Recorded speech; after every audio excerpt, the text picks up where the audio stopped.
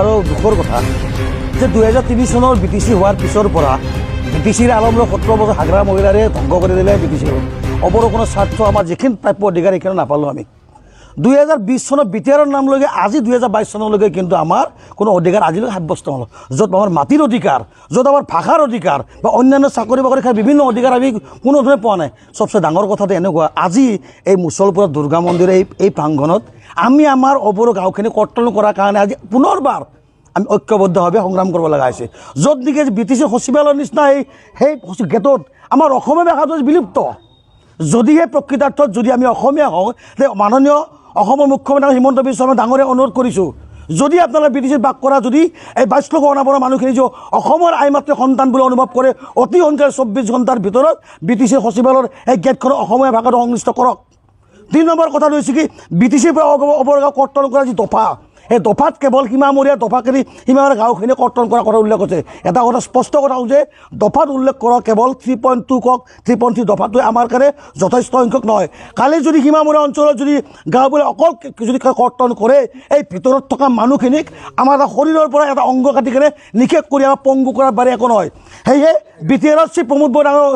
বৰডাঙৰ এটা কথা আহ্বান কৰোঁ আপোনাৰ যিটো আপোনাৰ BTCৰ সম অধিকাৰ সম উন্নয়ন সকলোৰে লগতে যি ডিজিটেল বিটিআৰ কৰা কথা কৈছে স্পষ্ট কথা কওঁ যে বিটিআৰত বসবাস কৰা অৱৰো যিখিনি মানুহ আছে 22 লক্ষ অনাবৰৰ মাটিৰ অধিকাৰখিনি সুৰক্ষিত কৰক আৰু ইয়াৰ কাৰণে প্ৰকৃততে অতি সোনকালে এসপ্তাহৰ ভিতৰত অৱৰো সুৰক্ষা সমিতি আদি কৰি বিভিন্ন সচেতন মানুহক লগত লৈ আমি ঐক্যবদ্ধ এখন ৰাইজমেল আহ্বান কৰক য'ত আমি আমাৰ বিভিন্ন জাতি জনগোষ্ঠীক লগত লৈ কেনে আমি একে থাকিব খোজোঁ বদলনত আমাৰ প্ৰব্লেম নাই কিন্তু বদলনত 22 লক্ষ অনাবৰৰ যিখিনি ভুক্তভোগী হৈছে তাক লৈ প্ৰতিবাদ এয়াই নহয় এয়া কেৱল মুছলপুৰ দুৰ্গা মন্দিৰ প্ৰতিবাদ নহয় এটা কথা স্পষ্ট কৰিব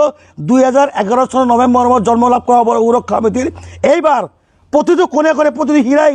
তেজত কিন্তু আমাৰ অধিকাৰ সাব্যস্ত হৈছে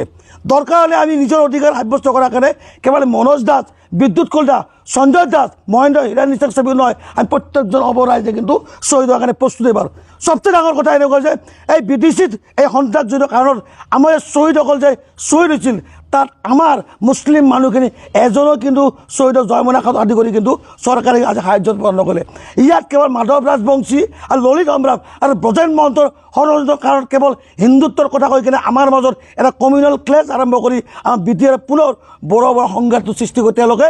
বিজেপিৰ ছত্ৰত যায় যে তেওঁলোকে মাত্ৰ লাভালাভ কৰি কেৱল 24 অংক কৈ কিনে মাধৱ ৰাজবংশী ললিত সম্ৰাটে স্পষ্ট কৰি দিছে যে আমি বিজেপিৰ আমি অৱৰোধ ছদ্মবেশী আমি অৱৰোধ ধ্বংস কৰি দিম এটা স্পষ্ট ছেকেণ্ড কথা এইখিনি সমাপ্ত কৰিম যে অনাগত দিনত ককলাবাৰী উপ নিৰ্বাচনত এই মাধৱ ৰাজবংশী এই বিহাৰী দাস এই সুভাষ দাসে APPৰ লগত বুজা পৰা বিজেপিৰ লগত বুজা পৰা কৰা বুলি কৈ ৰাইজক পদূলি গৈ কিনে APPৰ লগত বদ্ধ মন্ত্ৰী কৰি ভোট দিবলৈ কৈছিল সেইজন মাধৱ ৰাজবংশীয়ে আজি এই অৱৰো সুৰক্ষা সমিতিৰ নাম লৈ কিনে তেওঁ পুনৰ ৰাজপুতৰ সংগ্ৰাম কৰি এই ভণ্ডামি যে আৰম্ভ কৰিছে এই BTC 22 লক্ষ অনাবৰ ৰাইজে কিন্তু সম্পূৰ্ণভাৱে চাই আছে সেয়া মাধৱ ৰাজবংশী আৰু অন্যান্য ষড়যন্ত্ৰকাৰী প্ৰধানমন্ত্ৰীক সাৱধান কৰি দিছোঁ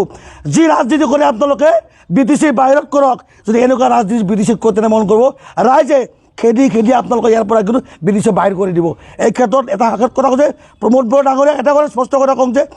বাস্কাৰ ডিষ্ট্ৰিক্টতে বিভিন্ন VCDCত বিভিন্ন কেলেংকাৰী হৈ আছে উচিত তথ্য যোগান ধৰাৰ পিছতো এই চেয়াৰমেনবিলাকক আপোনালোকে বৰখাস্ত কিয় কৰা নাই নে আপোনালোক জড়িত ইয়াতে আজি মন কৰোঁ 23 নং দিঘিৰাপুৰী সমষ্টিত আজি বিভিন্ন চেয়াৰমেনবিলাকে কাৰাপটোত জড়িত হৈছে এইবিলাকৰ ব্যৱস্থা কেতিয়া ল'ব আমাৰ ভাষা কেতিয়া সুৰক্ষিত কৰিব